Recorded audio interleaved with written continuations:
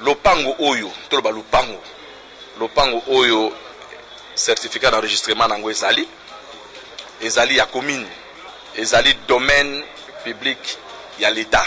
Bateka yango ndenge wana te. Moto ya teki yango tolingi pe to bazali nani?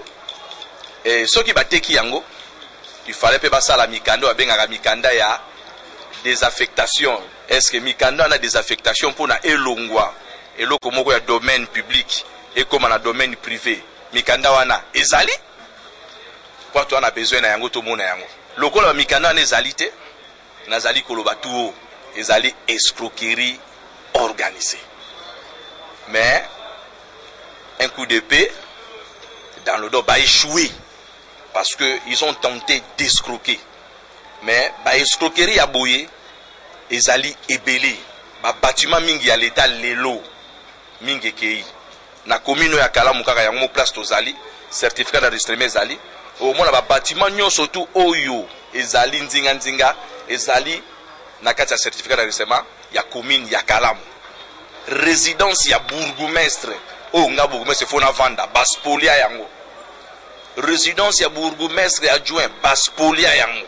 Même lelo hôpital to benga hôpital à Mabanga ezali ya commune ya Kalamu.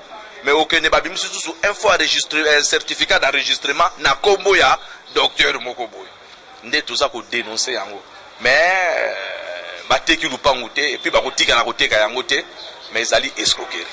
L'été ezali lokola papa ko bota bana 10 nyonso boza ndenge moko te.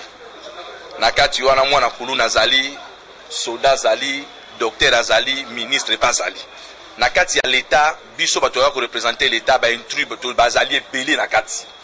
Ba o ba ba salir l'État, ba salir image même ya mokonzi ya mboka.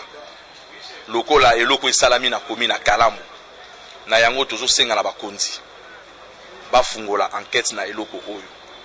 Toute personne oyo azali impliquée de près ou de loin